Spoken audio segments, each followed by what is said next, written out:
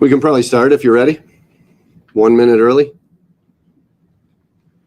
Good. Okay, thank you. I want to thank everybody for coming here and joining us today. Standing up here with me, I'm going to start at my far left. Sheriff Robert Milby from Wayne County, Amy Hendricks, who is the Geneva City Manager, Lieutenant John Van Savage from the Geneva Police Department, Chief Ronald Evelyn from the Geneva Police Department. Moving to my right, Under Sheriff Melinda Marcourt with the Seneca County Sheriff's Office. To her right, Chief Deputy Stacy Lambert from the Ontario County Sheriff's Office. Next to her is Wayne County District Attorney Christine Callanan, and on the end is Ontario County Under Sheriff Michael Rago. I have a statement that I'm going to read. We'll provide each of you with it at the end. Chief Evelyn will follow me with a statement, and then we'll take questions. So on May 7th of this year, we convened in this room to report on the arrest of a Geneva police officer, Michael Tapscott, for selling a controlled substance while on duty. At that time, I stated that the investigation was still ongoing and that we would interview every witness, every person tied to this case, and examine each piece of evidence collected to that point and any additional evidence that we gained as the investigation went on.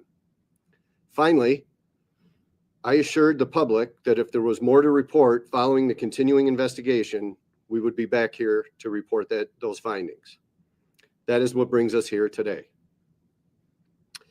Prior to and following the arrest of now former police officer Michael Tapscott, members of the Ontario County Sheriff's Office's Special Investigation Division, assisted by our partners at the Seneca and Wayne County Sheriff's Offices, and the Ontario and Wayne County District Attorney's Offices, interviewed dozens of witnesses and persons with knowledge of Mr. Tapscott's criminal behavior. They have also pored over body camera footage, police reports, police GPS logs, and multiple cell phones as part of this investigation.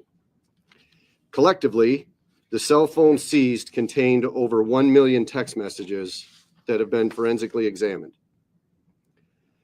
The interviews conducted and examination of this evidence revealed a pattern of behavior by Mr. Tapscott, wherein he was regularly soliciting other members of the police department and members of the community to purchase or sell controlled substances while he was both on and off duty. When seeking to obtain these substances, Tapscott would offer to trade ammunition, firearm magazines, and personal property to include sneakers. Conversely, Tapscott would trade his own prescription medication for money or other controlled substances.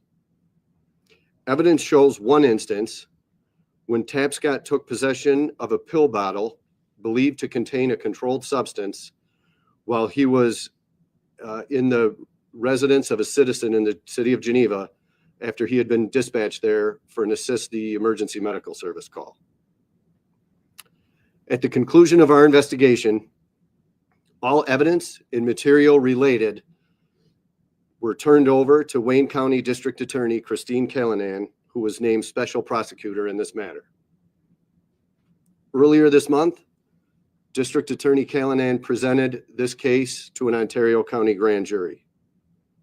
Today, we are able to report on the grand jury's action following testimony from over 24 police and civilian witnesses.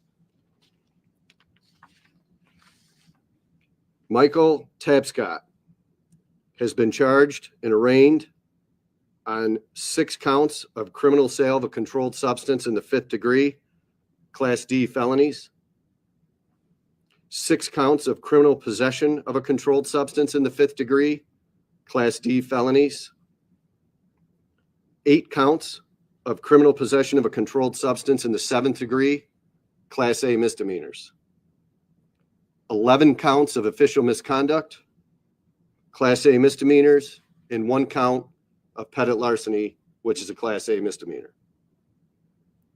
Geneva Police Sergeant David Felice has been charged and arraigned on 1 count of tampering with physical evidence, a Class E felony, 1 count of criminal possession of a controlled substance in the 7th degree, and 1 count of official misconduct. William R. McGowan, 1 count of tampering with physical evidence, a Class E felony.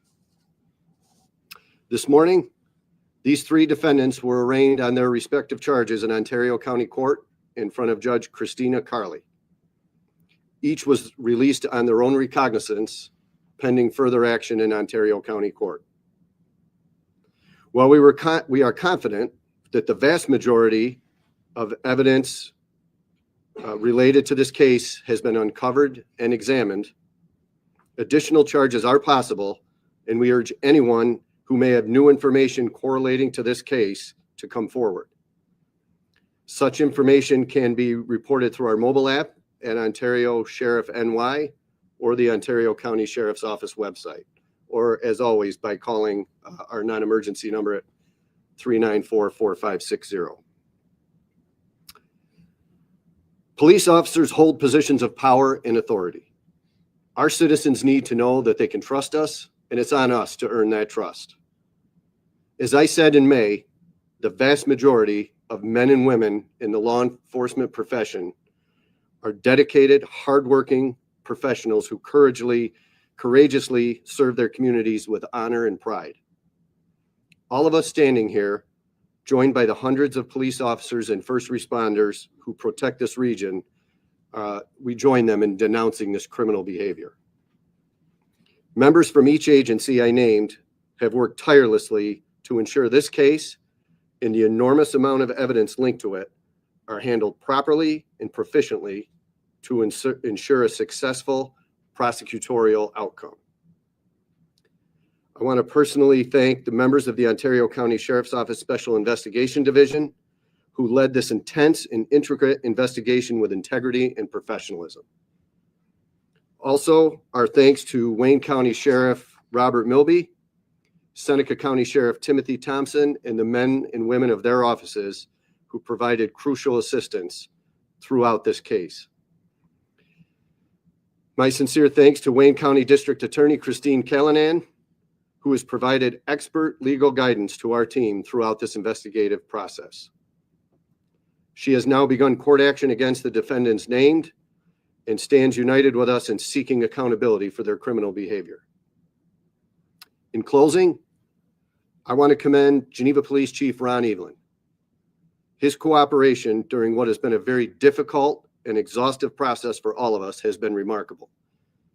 At the onset of this case, Chief Evelyn pledged to hold any members of his department accountable. He has been completely transparent with investigators working this case, providing all relative material under his control without hesitation. I have seen the toll this has taken on Chief Evelyn, and it has shaped his resolve in moving the Geneva Police Department in a positive direction going forward. Chief.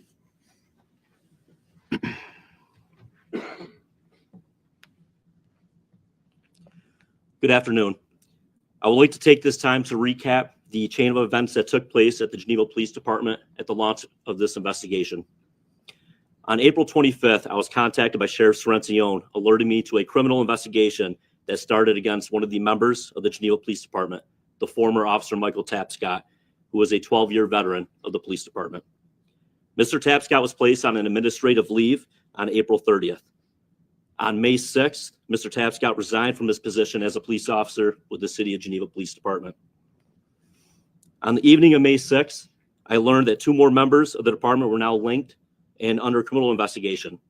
Sergeant David Felice, a 19-year veteran of the department, and the former officer Nathan Jacon, who was with the department for almost 2 years.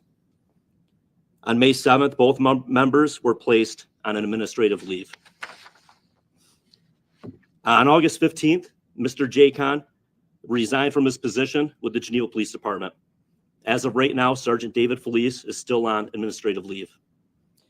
The Geneva Police Department has cooperated fully with the Sheriff's Office during this investigation.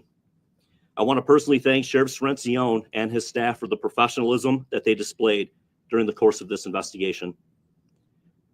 The actions of a few members does not reflect all of the positive things that the police department has done in the past or continues to do moving forward into the future, nor does it represent the greater law enforcement community, as the sheriff has said previously.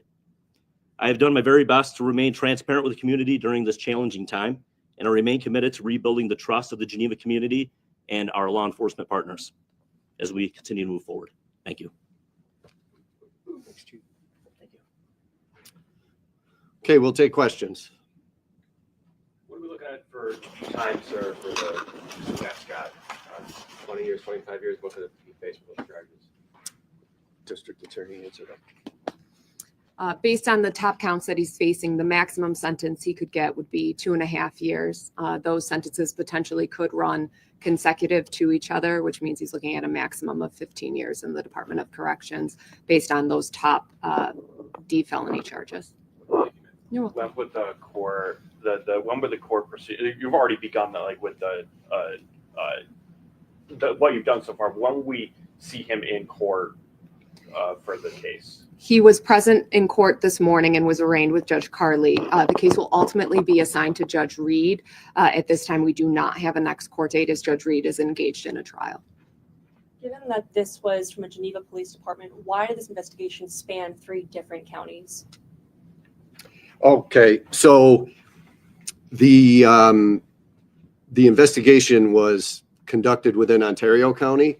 We had resources from the other 2 sheriff's offices that assisted us because we had so many witnesses and so much evidence to, so many witnesses to interview and so much evidence to process. Thank you. Were Yes. those 1 million texts all from Tapscott's phone, or throughout the investigation you accumulated evidence amounting to 1 million texts?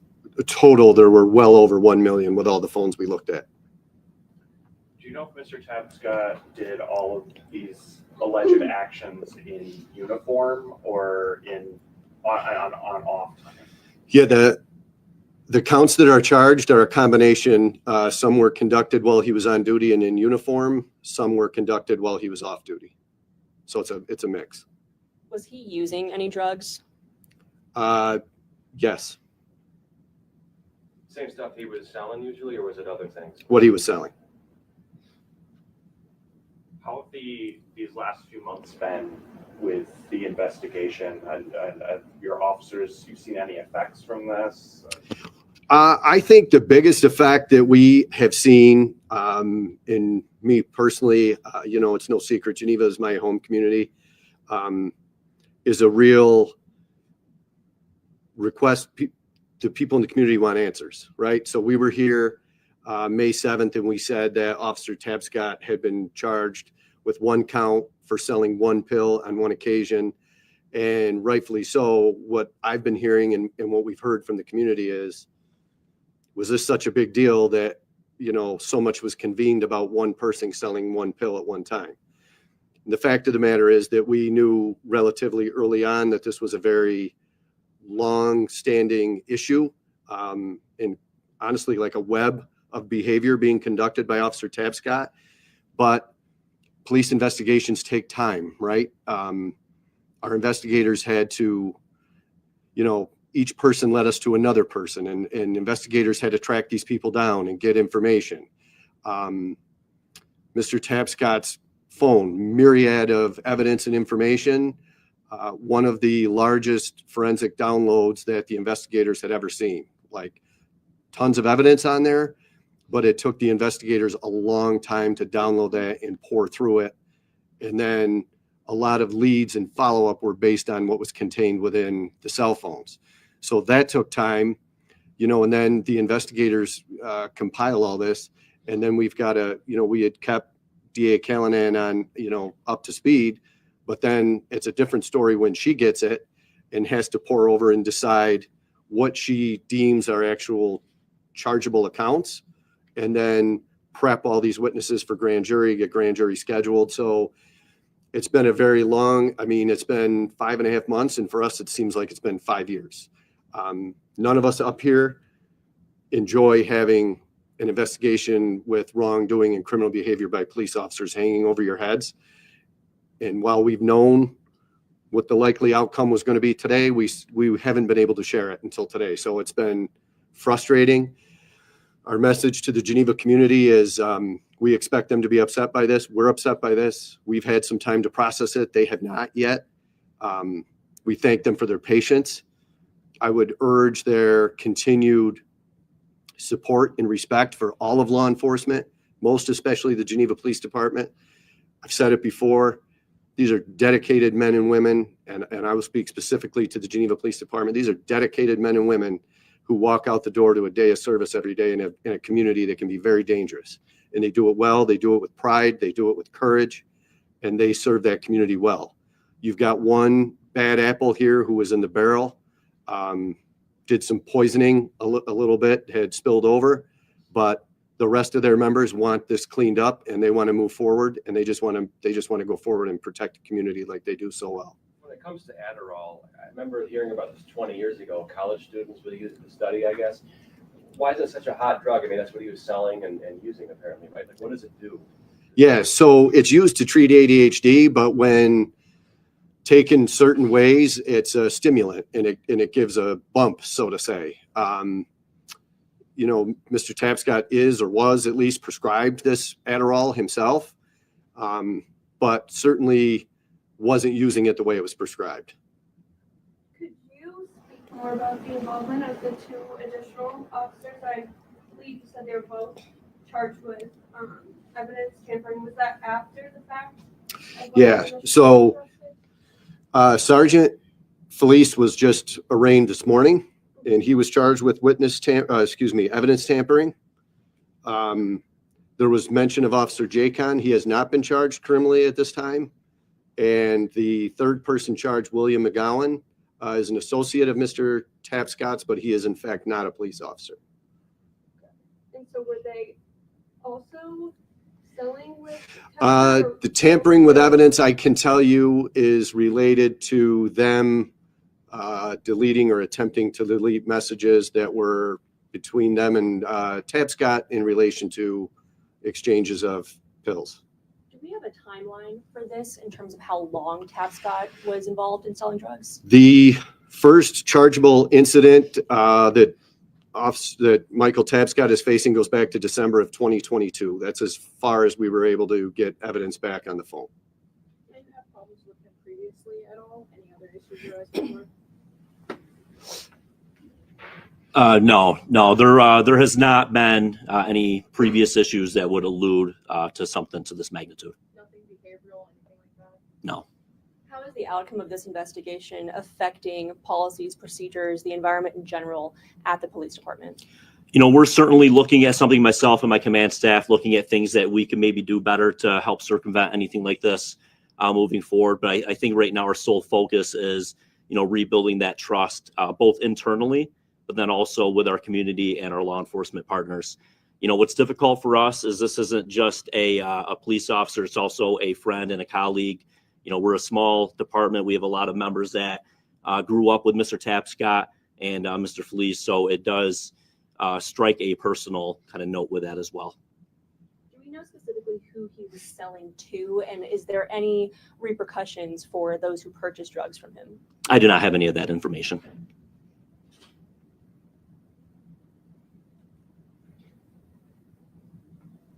Anything else? Thank you. Good. Nothing else for myself or the DA? Sorry. There were two different people mentioned. Originally, it was Officer Jacon, and then you also mentioned who was arraigned today, McGowan. Yes. When did he get involved? I just want a clarification on when J-Con kind of left this investigation when McGowan entered the investigation. They both entered the investigation early on in the first week to 2 weeks of the investigation. And aside from the original charge, the arrest that we made in the first days of Mr. Tapscott, everybody's criminal action waited until today. And part of this is still under investigation. I can say that. Was J-Con arraigned? I think it was only 3. He was not. Where was he getting the Adderall? Tapscott? So combination of it's prescribed to him and then other individuals he was seeking it from in the community that he knew had prescriptions for it. Were there any other substances involved besides Adderall? Yes. Part of Mr. Tapscott's web was that he was also seeking painkillers, specifically Vicodin and Oxycontin, which was not prescribed to him.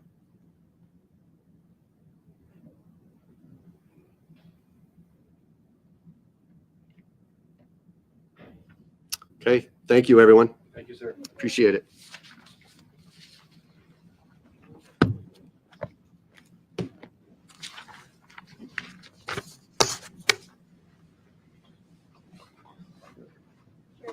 Yes. Sorry, on that last one, he was You're taking painkillers to be able to sell